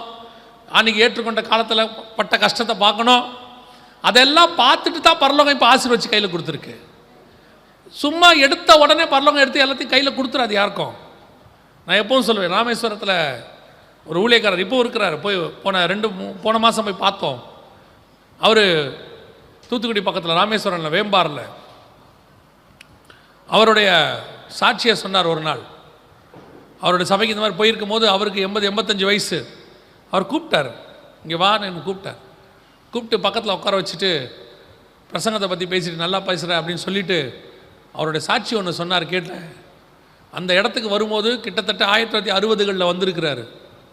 அவரும் மனைவியும் பாஸ்டமாவும் அந்த கடற்கரை ஓரத்தில் இருக்கிற மீனவர்களுக்கு தான் சுவிசேஷம் சொல்கிறதுக்கு ஆண்டவர் கொண்டு போயிருக்கிறார். அந்த மணலில் நடந்து போகும்போது அவங்கக்கிட்ட ஒரு ஜோடு செருப்பு தான் இருக்குமா, பாஸ்டர்கிட்ட மட்டும்தான் இருக்கும், பாஸ்டம்மாவுக்கு இருக்காது. அப்போ என்ன பண்ணுவாங்களாம், கொஞ்சம் தூரம் பாஸ்டர் மணல் நடந்துட்டு செருப்பை கழட்டி விடுவாராம். பாஸ்டம்மா கொஞ்சம் நேரம் அந்த செருப்பு மேலேயே நிற்பாங்களாம். திருப்பி போட்டுக்கிட்டு நடப்பாராம், திருப்பி கொஞ்சம் நேரம் இப்படி மாற்றி மாற்றி போட்டு ரொம்ப கஷ்டமாக இருக்குன்னு சொல்லிட்டு பாஸ்டம்மா சொன்னாங்களாம், எப்பா ஒரே இடமா நில்லுங்க, அந்த நிழல் விழுது பாருங்க, அந்த நிழல் மேலே நான் நின்றுக்கிறேன் கொஞ்ச நேரம். இப்படியெல்லாம் கஷ்டப்பட்டு ஊழியம் பண்ணி வந்தவங்க தான் இன்றைக்கி சபை கட்டி நல்லா இருக்கிறாங்க. இன்றைக்கி பார்க்குறவன் சொல்லுவான், ஓ அவர் பெரிய சர்ச்சு, அவருக்கு என்ன, ஏன் இவ்வளோ பெரிய சர்ச்சு? அந்த விதை போட்டிருக்கிறாங்க, அவ்வளோ விதை. அந்த வனாந்தரம் அவர்களை உருவாக்குச்சு. ஒரு இடத்துல பாஸ்டர்மாவை கூட்டிகிட்டு போகிறாரு, சாப்பாடு இல்லை. அந்த கிராமத்துக்கு போனால் ஊழியம் முடித்த உடனே சாப்பாடு போட்டுருவாங்க. சொல்லியிருக்கிறாரு, வாமா நம்ம ஊழியத்துக்கு போயிடுவோம், அங்கே வரும்போது நல்லா சாப்பிட்டுட்டு வந்துடலாம் அப்படின்னு சொல்லிட்டு கிராமத்துக்கு போகிறாங்க. கிராமத்தில் ஒரு டெத்து. அன்றைக்கி யார் வீட்லேயும் சாப்பாடு கிடையாது. போன உடனே, பாஸ்டர் இன்றைக்கி கூட்டம் நடத்த முடியாது, அதனால் அடுத்த வாரம் வச்சுக்கலாம், சாப்பாடும் செய்யலை. பசியோட பாஸ்டர்மா கையை பிடிச்சிட்டு நடந்து வந்தாராம் திருப்பி. அப்படியெல்லாம் நடந்து வந்தவங்க தான் இன்றைக்கி ஊழியத்தில் நல்லா இருக்கிறாங்க. இப்போவும் சொல்கிறேன், வனாந்தரம் ஒரு நாளும் உங்களையும் என்னையும் கொல்லாது. வனாந்தரம் உருவாக்கும், வனாந்தரம் சொல்லி கொடுக்கும். அவைகளுக்கு நடுவில் வந்த ஊழியக்காரருடைய அனுபவம், அதான் வசனம் சொல்லும், பிழிந்த ஒளிவ எண்ணெயை விளக்கில் ஊத்தும்பார் ஆண்டவர். ஒளிவ பழம் என்பது ஊழியக்காரன், பிழிந்த எண்ணெய் என்பது அவனுடைய அனுபவம். அதுதான் விளக்கில் இருக்கும்போது மலை மேல் இருக்கிற விளக்காக வெளிச்சம் கொடுக்கறது. ரொம்ப கேர்ஃபுல்லாக இருக்கும், ரொம்ப ரொம்ப கேர்ஃபுல்லாக. இன்றைக்கி வனாந்தரத்தை விரும்ப மாட்டேங்கிறாங்க ஜனங்க. நீங்கள் விரும்ப வேண்டாம், அதாவது எனக்கு வனாந்தரம் கொடுங்க ஆண்டவரேன்னு கேட்க வேண்டாம். அதே நேரத்தில் ஆண்டவர் அந்த பாதையில் நடத்தும் போது முறுமுறுக்காதீங்க, சந்தோஷமாக சொல்லுங்கள், நான் வனாந்தரத்தில் இருக்கிறேன், ஆனாலும் என்னை காக்கிறவர் ஒருவர் இருக்கிறார், எனக்கு முன்பாக போகிறவர் ஒருவர் இருக்கிறார். இந்த வனாந்தரம் ஒரு நாள் என்னை பாலும் தேனும் ஓடுகிற தேசத்தில் கொண்டு போய் சேர்க்கும். இந்த வனாந்தரம் எனக்கு ஒரு நீரூற்றை கொண்டு வந்து கொடுக்கும். இந்த வனாந்தரம் எனக்கு ஒரு மன்னாவை கொண்டு வந்து கொடுக்கும். நீ விசுவாசத்தோடு காத்திருக்கும் போது கர்த்தர் அவைகளுக்கு நடுவில் உன்னை ஆசீர்வதிக்க வல்லமை உள்ளவராக இருக்கிறார். அல்லேலூயா. இப்போ ஆண்டவர் வனாந்தரத்துக்கு கூட்டிகிட்டு போயிட்டார். ஆவியானவரால் வனாந்தரத்துக்கு 2வது ஸ்டேஜ். முதல்ல வேறு பிரிக்கப்பட்டோம், வேறு பிரிக்கப்பட்டு வனாந்தரத்துக்கு போயிட்டோம். வனாந்தரத்துக்கு போய் அங்கே ஆண்டவர் எப்படி வச்சிருக்கிறாருன்னு பாருங்களேன். மார்க் எழுதின சுவிசேஷம் 1ஆம் அதிகாரம் 13வது வசனத்தை வாசிங்க.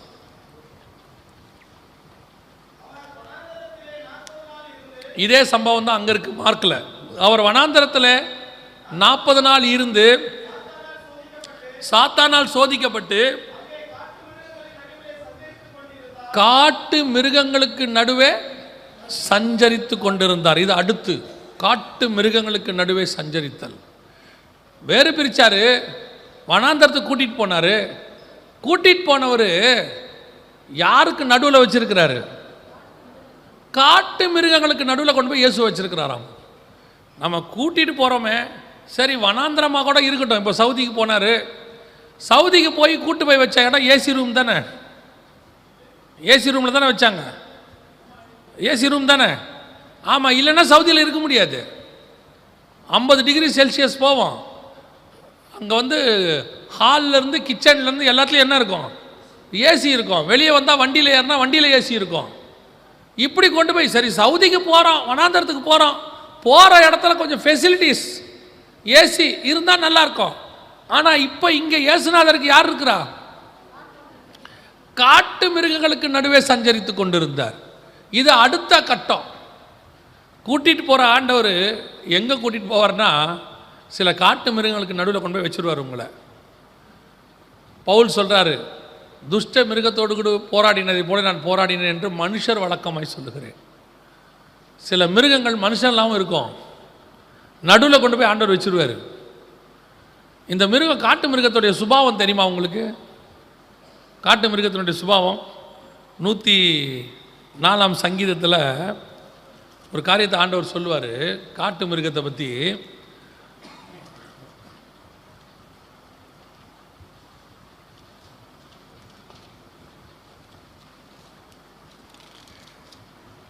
நூற்றி 4ஆம் சங்கீதம் 20-21 வாசிங்க. நீர் இருளை கட்டளை இடுகிறீர், ராக்காலமாகும். அப்போ இந்த காட்டு ஜீவன் எப்போ நடமாடும்? நைட்டில். இயேசுநாதர் பகல் ஃபுல்லாக ஃபாஸ்டிங், உபவாசம் இருந்தார்னு இருக்கு. யோசிச்சு பாருங்க, வனாந்தரத்தில் ஏசியும் கிடையாது, ஏதோ ஒரு மரத்தடியிலையோ குகையிலையோ இருந்திருக்க போகிறார். எல்லாம் முடிச்சுட்டு நைட்டு படுக்கலான்னா நைட்டு யார் வந்துடுவா? காட்டு மிருகம் வந்துடும். அவ்வளோதான். காட்டு மிருகம் வந்து என்ன பண்ணிக்கிட்டு இருக்கோம்? உருன்னு கத்திக்கினே இருக்கும். நமக்கு பாருங்கள், வீட்டில் தூங்கும்போது நைட்டு இந்த நாய் ஒன்று ஊளையிடும், பார்த்துருக்கீங்களா? நாய் ஊளையிடும். நாய் ஊளையிட்ட உடனே நம்மால் கேட்பான், யார் வயசானவங்க இந்த ஏரியாவில் இருக்கிறாங்க? நாயோடைய சத்தம் எக்காலம் மாதிரி இருக்கணும் அவனுக்கு. இன்றைக்கி ஏதோ ஒரு பெரிய டிக்கெட்டு போகுது இல்லை, நாயை நம்ம அதுக்கு தானே வச்சுருக்குறோம். நாய் ஊளையிட்டால் ஒரு ஆள் என்ன ஆக போகிறாரு? பக்குன்னு இருக்கும். அதுவே ஒரு ஆள் நம்ம வீட்டில் இழுத்துக்கிட்டு இருக்குன்னு வச்சுக்கோங்க, இல்லையா? நம்ம வீட்டில் ஒரு வயசான ஆள் இருக்கிறாரு, மூச்சு இழுத்துக்கிட்டு இருக்குதுன்னா நாய் ஊளையிட்டா என்ன ஆகும்? நமக்கு என்ன தோணும்? அம்மாவாக இருந்தால் கஷ்டமாக இருக்கும், ஐயோ அம்மா போயிடுவாங்களோன்னு. மாமியாராக இருந்தால் சந்தோஷமாக இருக்கும், ஓ இன்னைக்கு போயிடும் போல அப்படின்னு. கரெக்ட் தானே? நிஜம், ஃபேக்ட். ஒரு நாயை 2 விதத்தில் நம்ம பார்க்க முடியும் இல்லை? அப்போ ஒரு ஒரு வீட்டு மிருகம் இது சவுண்டு போட்டாலே நமக்கு இவ்வளோ இருக்குது. காட்டு மிருகம்னா என்ன? ஓ நாய், புலி, சிங்கம், கரடி எல்லாம் சவுண்டு போடும், எல்லாம் வந்து நிற்கும் நைட்டில். காட்டு மிருகத்தோடு கூட என்ன பண்ணாரா?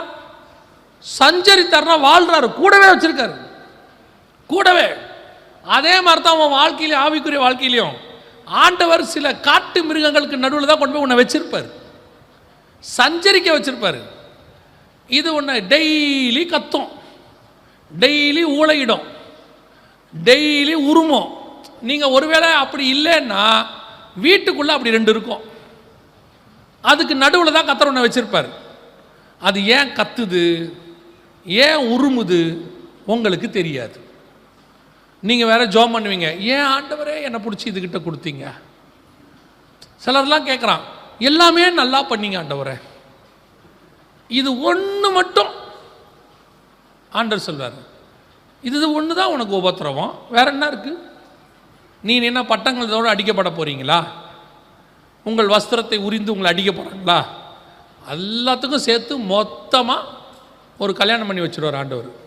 அவ்வளோதான். காட்டு மிருகத்தோடு கூட சஞ்சரிக்கணும் நீங்கள். ஆனால் ஒரே ஒரு ஸ்பெஷாலிட்டி, நீங்கள் பைபிள் ஃபுல்லாக பாருங்கள், எல்லா காட்டு மிருகமும் உருமும் எல்லாம் செய்யும், ஆனால் ஒருத்தனையும் கடிக்காது. பார்த்துருக்கீங்களா? எதையும் கடிக்காது. அதே மாதிரி தான் நம்ம வீட்லேயும் கொடுத்துருக்கிறார். அதுக்கு எல்லாம் செய்யும், கர்த்தருடைய கிருபையில் அது கடிக்காமல் இருக்குது இன்ன வரைக்கும். ஒரு சிலர் சொல்கிறா இல்லைங்க அது மாதிரி அமைஞ்சிருக்குது, எங்கள் சர்ச்சுக்கு ஒரு பாஸ்டர்கிட்ட ஒருத்தர் வந்தார். வந்து எங்கள் பாஸ்டரை பார்க்க வந்தார். வந்தவுடனே நான் இன்னாருடைய கணவர் அப்படின்னு எங்கள் பாஸ்டருக்கு சந்தோஷம், வாங்க பிரதர். ஏன்னா அவர் ரட்சிக்கப்படணுன்னு அவங்க வந்து ஜப குறிப்பு கொடுத்துருக்குறாங்க 1 வருஷமாக. இப்போ அவர் எங்கே வந்துட்டார், சர்ச்சுக்கு வந்தோடனே பாஸ்டருக்கு ஒரே சந்தோஷம், வாங்க பிரதர் உட்காருங்க, நாங்கள் உங்களுக்காக தான் ஜெபம் பண்ணிகிட்டு இருக்கிறோம், 1 வருஷம் கர்த்தர் உங்களை கொண்டாந்துருக்கிறார் அப்படின்னே. என் மனைவி இங்கே தான் வராங்க, தெரியும், நல்லா தெரியும், உங்கள் பேர் கூட இது. ஆமாம்மா, எனக்கு ஒரு உதவி செய்வீங்களா பாஸ்டர்? என்னன்னு என் மனைவி கிட்ட சொல்லுங்கள், எவ்வளோ வேணால் திட்ட சொல்லுங்கள், அடிக்க வேணான்னு சொல்லுங்கள், தாங்க முடியல என்னால் அப்படின்னு. பாஸ்டருக்கு ஒரு மாதிரி ஆயிடுச்சு. என்ன சொல்கிறீங்க பாஸ்டர், அவள் ஆவியில் நிறைஞ்சு அடிக்கும் போது எனக்கு ஒரு மாதிரியாக இருக்குது பாஸ்டர், அடி தாங்க முடியல அப்படின்னு. சில நேரத்தில் நீங்கள் ஆர்டினரியாக அடித்தா கூட பரவாயில்ல, சிலர்லாம் ஆவியில் நிறைஞ்சு அந்நிய பாஷை பேசி அடிப்பான் பாருங்கள், அடி கின்னுன்னு விடும், நமக்கு ஒன்றும் செய்ய முடியாது. அந்த மாதிரி ஆள்லாம் இருக்கான்னு கேட்குறீங்களா? இருக்குது. ஒரு ஊழியக்காரரு ஒரு கிராமத்துக்கு ஊழியத்துக்கு போனார். உள்ளே போகும்போது அங்கே ஒரு ஆள் நின்று டெய்லி வம்புக்கு இழுக்கிறது, கெட்ட கெட்ட வார்த்தையாக பேசுறது, உள்ளே விட மாட்டேன்னு சொல்கிறது, ரொம்ப ரகலை பண்ணியிருக்கான். அப்புறம் என்னையா நடந்துச்சுன்னு கேட்டோம். ஒரு நாள் நான் ஜபத்தோடு போனேயா, ஜபம் பண்ணிவிட்டு காலையில் 10 மணிக்கு போனேன், அதே மாதிரி அந்த ஆள் வந்து ரகலை பண்ணாயா, நல்லா அவள் எதிரலையா, நல்லா ஆவியில் நிறைஞ்சு அந்நிய பாஷை பேசி விட்டாயா ஒரு அறைன்னாரு. அப்புறம் என்ன நடந்துச்சுன்னு, அதுக்கப்புறம் அவன் தீர்ந்திட்டாயா, அதுக்கப்புறம் அவன் என்னை தடுக்கிறதே இல்லை, நான் போனாலே வாங்க உள்ளே போங்கன்னு சொல்லி அவனே கம்மன் விட்டுருவேன். சில நேரத்தில் அந்நிய பாஷை பேசி நம்ம செய்கிற காரியங்கள் நல்லா தான் இருக்குது போல. நீங்கள் யாரும் வீட்டில் ப்ராக்டிஸ் பண்ணிட போறியா? பிரதர் சொல்லியிருக்காரு, இன்றைக்கி ஒரு முயற்சி எடுத்து தான் பார்ப்போம் அப்படின்னு. எதுக்கு சொல்கிறேன்னா, சில நேரத்தில் சில காட்டு மிருக தாண்டவர் என்ன செஞ்சுடுவார், கூட கொடுத்துருவார். சகோதரிமார்களுக்கும் அப்படித்தான். நீங்கள் வீட்டுக்கு சர்ச்சுக்கு உபவாச ஜபத்துக்கு வந்துடுவீங்க, இல்லைன்னா ஆராதனைக்கு வந்துடுவீங்க. வந்த பிறகு நீங்கள் ஒரு முடிவு எடுத்திருப்பீங்க, இனிமேட்டு நான் கோவப்படக்கூடாது ஆண்டவரே, இனிமேட்டு நான் என்ன செய்யக்கூடாது, திட்டக்கூடாது, யாரையும் செய்யக்கூடாது, மோசேக்கு தங்கச்சியாவோ அண்ணனாவோ நான் சாந்த குணத்தில் மாறணும் அப்படின்னு நீங்கள் ஒரு தீர்மானம் எடுத்திருப்பீங்க. எடுத்துகிட்டு ப்ரேயர் முடிச்சுட்டு வீட்டுக்கு போனீங்கன்னா உங்கள் வீட்டு வாசலில் மாமியார் என்கிற நான் காட்டு மிருகம் நிற்கும், கன்ஃபார்மாக நிற்கும், அன்னைக்கு தான் நிற்கும். அது போன உடனே கேட்கும், எங்கே போயிட்டு வரேன், சர்ச்சுக்கு போயிட்டு வரேன். போன சாப்பாடு செஞ்சுட்டு போக வேண்டாம், நீங்கள் சோத்திரம் ஆண்டவரே நான் வாய் திறக்கக்கூடாதுப்பா, பிரைஸ்லாட் இல்லை இதை ஒரு 10 நிமிஷத்தில் செஞ்சிடுறேன். அந்த காட்டு மிருகம் சும்மா இருக்காது. என்ன 10 நிமிஷத்தில் செஞ்சிடுற, அப்போ அது வரைக்கும் நான் பட்னியாக இருக்கணுமா, இப்படி ஊர் சுற்றிட்டு வருவே அப்படின்னா உங்களுக்கு சோத்திரம் ஆண்டவரே பிசாசு என்ன பேச வைக்குதுப்பா சோத்திரம். ஒரு 2 நிமிஷம் தான் நமக்கு தாங்கும் பாருங்க. அதுக்கப்புறம் நம்ம போடுற சவுண்ட் இருக்குல்ல, அதுக்கப்புறம் அந்த மாமியார் அடுத்த வார்த்தை சொல்லும், எனக்கு எதுக்குமா வம்பு, நீ உன் வேலையை பாரு, நான் என் வேலையை பாரு. அப்புறம் ஏன் அந்த அம்மா பேசிச்சு, நீங்கள் என்ன சொல்வீங்க, பிசாசம். ஆண்டவர் அனுப்புனார், உங்களை சோதிக்கிறதுக்கு ஆண்டவர் அனுப்பின ஆள் அது. நீங்கள் எவ்வளோ நேரம் தான் அமைதியாக இருக்கிறீங்கன்னு பார்க்குறதுக்கு. அந்த மாமியார் பேசி முடிக்கிற வரைக்கும் நீங்கள் அமைதியாக இருந்துட்டீங்கன்னா நீங்கள் சக்ஸஸ் ஆகிட்டீங்கன்னு அர்த்தம். சில நேரத்தில் காட்டு மிருகத்தை கர்த்தர் அனுமதிப்பார், அது உருமும் கத்தும் எல்லா வேலையும் செய்யும். இப்போ பாருங்கள், சிங்கக்கெபியில் தானியேல் இருக்கிறார், சிங்கம் இருக்குது. அந்த சிங்கம் நல்ல சிங்கமா கெட்ட சிங்கமா?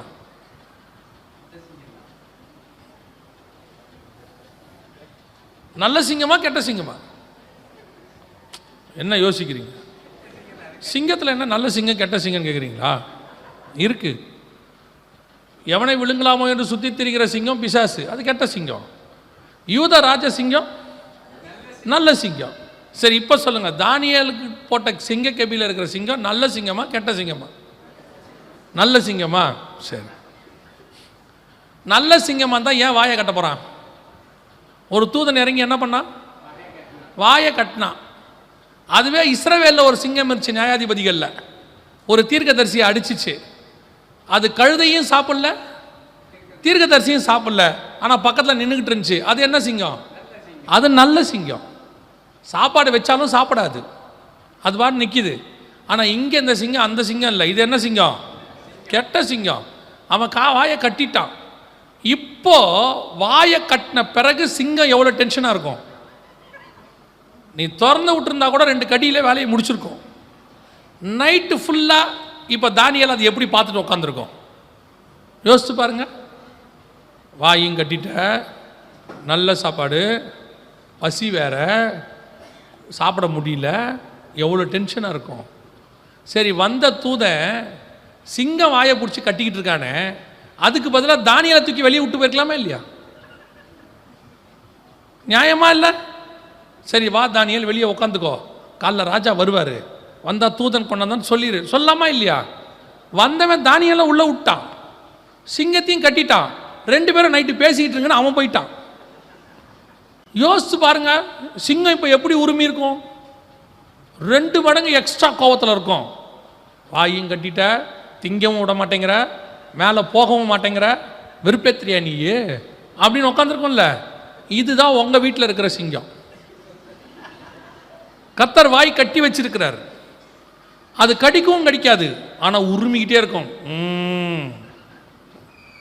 அப்படின்னு செஞ்சுட்டே இருக்கும். ஆனால் உங்களுக்கு ஒன்று தெரியணும், அது என்னை கடிக்காது. கர்த்தர் என்னை கடிக்கும்படி அதுக்கு அனுமதி கொடுக்கவே இல்லை. ஏன் இந்த காட்டு மிருகத்தோட கர்த்தர் சஞ்சரிக்க வச்சார் தெரியுமா? பல நேரங்களில் நீங்கள் நாட்டு மிருகத்தோடு கூட சஞ்சரிக்க வேண்டி இருக்கிறது. உன்னை சுற்றி சுற்றி வருவாங்க, வெறுப்பேற்றுவான், ஊழியத்தின் பாதையில் எவ்வளவு பேசுவான் தெரியுமா? பார்க்குறதுக்கு தான். நீங்கள் யோசிச்சு பாருங்கள். நான் எப்பவும் சொல்லுவேன், என்னை விட இந்த பாஸ்டர்ஸ்லாம் ரொம்ப பாவம். ஏன் தெரியுமா? நான் அந்த 2 நாள் பேசினேன்னா இன்றைக்கி நைட்டோட கிளம்பி நான் போயிடுவேன். அதுக்கப்புறம் உங்களுக்கு எனக்கு எந்த சம்மந்தமும் இல்லை. நீங்கள் என்னை பற்றி பேசினாலும் எனக்கு கவலையும் இல்லை. ஆனால் இவருக்கு அப்படி இல்லை. அவர் பரலோகத்துக்கு போகிற வரைக்கும் உங்களை பார்க்கணும், வருக வர வரைக்கும். ஆனால் நீங்கள் யார்? இவரை பற்றி பின்னாடி பேசியிருப்பீங்க, திட்டியிருப்பீங்க. எல்லாரும் இல்லை, ஏதோ ஒன்று இருப்பான். அவனே நாளைக்கு முன்னாடி வந்து உட்காந்துட்டு பிரைஸ் தி லார்டும்பான். Praise the Lord first. இவனை முன்னாடி உட்கார வச்சுக்கிட்டு பிரசங்கம் பண்ணணும், ஆனால் அவனை திட்டக்கூடாது. எவ்வளோ கஷ்டம் தெரியுமா உங்களுக்கு? எவ்வளோ இந்த பாஸ்ட் நிலைமை யோசிச்சு பாருங்க. அவன் நம்மளை திட்டிருக்கிறான்னு நமக்கு நல்லா தெரியும். அவனே வந்து முன்னாடியும் உட்காந்துருப்பான். உட்கார்ந்த பிறகு அவனை பார்த்து சந்தோஷமாக, அதை விட பெரிய கொடுமை, அவன் ஏதாவது ஒன்று கொண்டாந்து எனக்கு ஜோம் பண்ணி கொடுங்கம்மா, மனசு நிறைஞ்சு அவனை ஆசீர்வச்சு ஜோம் பண்ணணும். இதெல்லாம் பாஸ்டருங்களுக்கே இருக்கிற ரொம்ப கஷ்டமான வேலை. நீங்கள் இன்னைக்கு காலையில் பாஸ்டர் இவர் போயிருந்தோமே, கிளாரன்ஸ் ஐயா, அவர் சொல்கிறார், பிரசங்கத்தை கேட்டுட்டு சொல்கிறார், நான் இவ்வளோ கோபமெல்லாம் பேசினதில்லை, நான் உங்களை அன்பாக தான் பேசுவேன் அப்படின்னாரு. உண்மை. அவர் கோபமாக பேசினார்னா கஷ்டம். நான் கோபமாக பேசலாம். நீங்கள் ஒரு தீர்மானம் எடுப்பீங்க, நாளைக்கு காலையில் இந்த ஆளை ஒரு வழி பண்ணலான்னு. நைட்டோட நைட்டாக காணாம போயிடுவேன்.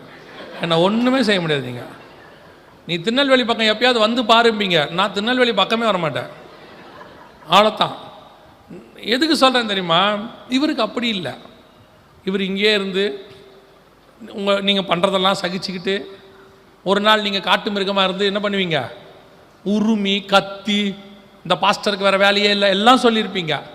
அப்புறம் நீங்கள் நல்ல நாட்டு மிருகமாக மாறி, நாய்க்குட்டியாக மாறி, மூக்கத்தையும் வந்து நக்குவீங்க. பாஸ்டர் உங்களை மாதிரி ஒரு நல்ல பாஸ்டர் நான் பார்த்தேன். அப்போவும் நாங்கள் கொஞ்சிக்கணும், நீங்கள் கத்தும் போதும் நாங்கள் அமைதியாக இருந்துக்கணும். இது எல்லாம் பண்ணால் தான் அவர் பரலோகத்துக்கும் போக முடியும். யோசித்து பாருங்கள், ரொம்ப கஷ்டம் இல்லை? நான் எப்பவும் சொல்வேன், ஒரு பாஸ்டர் இப்போ எனக்கு வந்து பிரச்சனை இல்லை, இவரை வச்சுட்டு தான் பிரசங்கம் பண்ணுறேன் இல்லையா? இவருக்கு அப்படி இல்லை, மனைவியை வச்சுக்கிட்டு பண்ணணும். இருக்கிறதுலே கஷ்டம் அதுதான். உலகத்திலே ரொம்ப கஷ்டமானது என்னென்னா, வீட்டு மிருகத்தை வச்சுக்கிட்டு பிரசங்கம் பண்ணுறது. நீங்கள் வேணா பாருங்கள், எப்பேற்பட்ட பிரசங்கத்துக்கும் எல்லாரும் ஊம்பாங்க.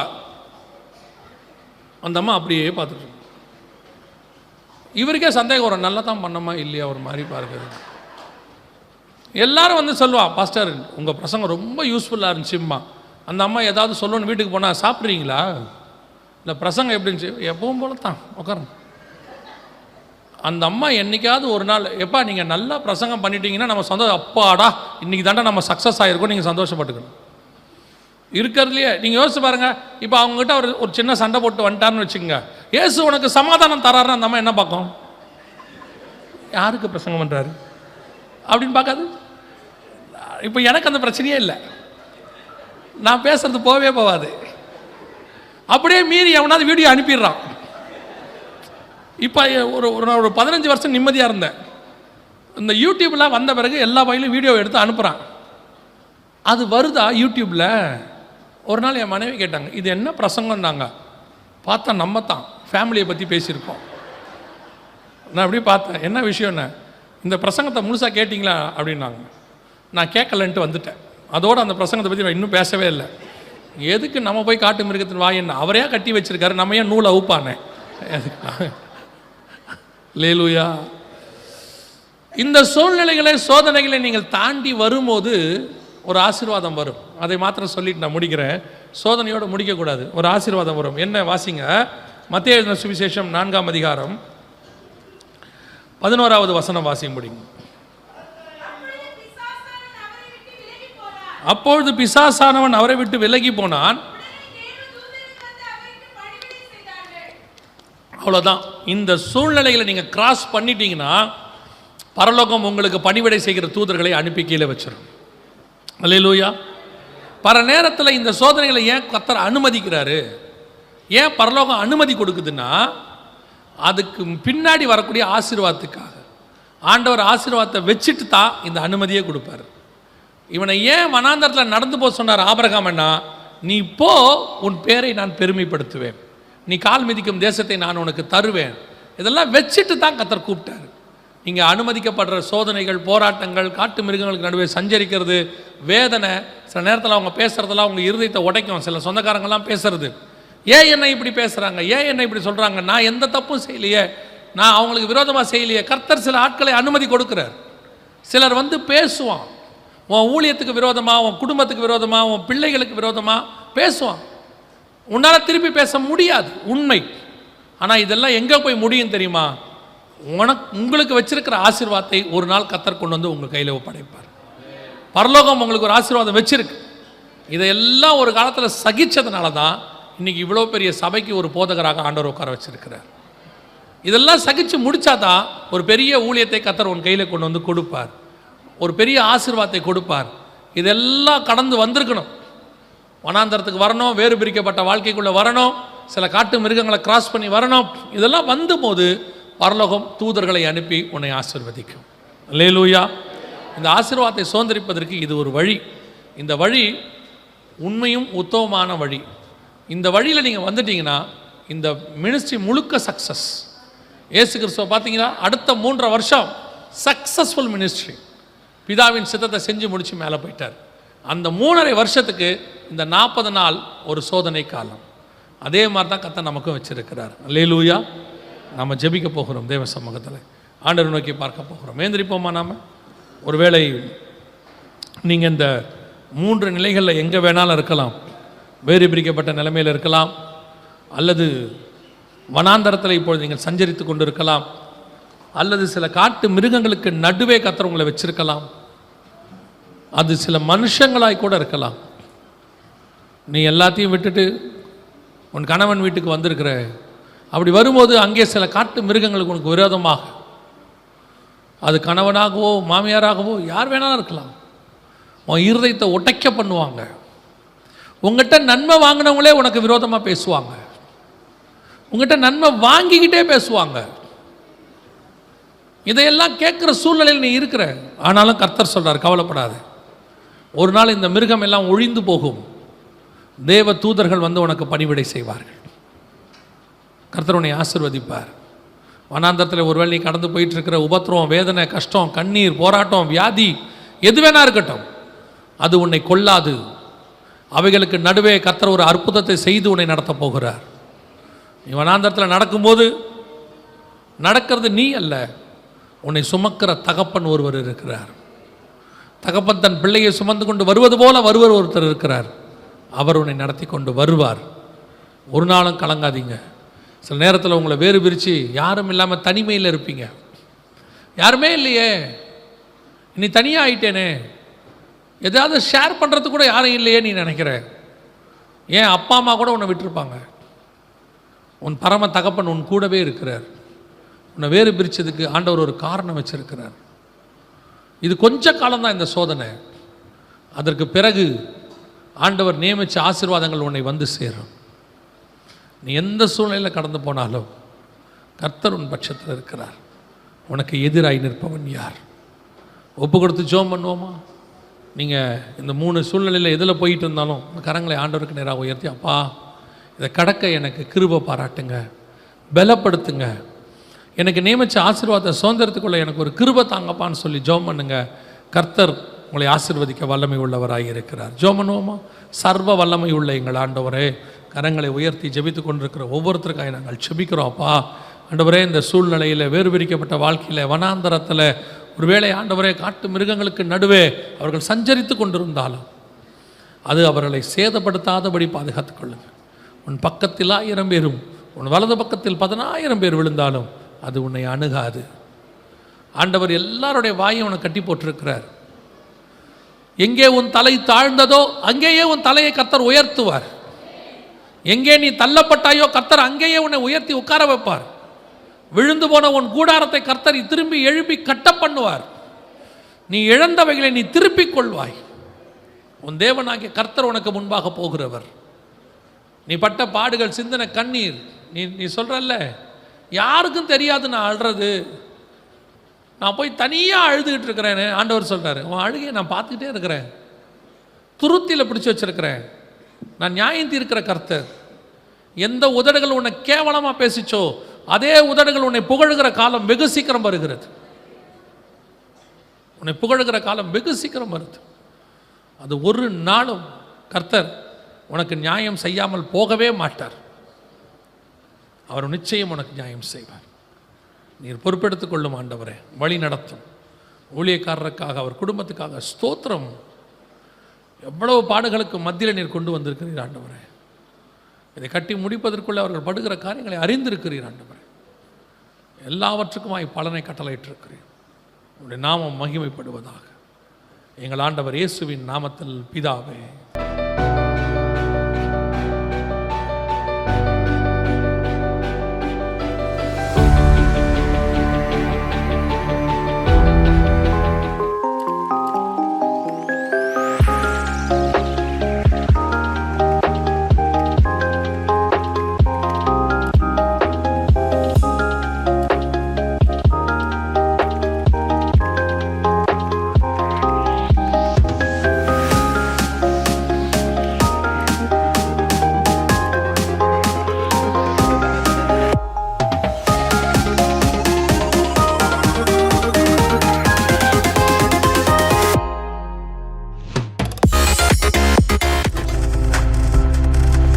நீங்கள் பார்த்து கொண்டிருப்பது உங்கள் ஜாய் டிவி. உங்கள் துக்கம் சந்தோஷமாய் மாறும்.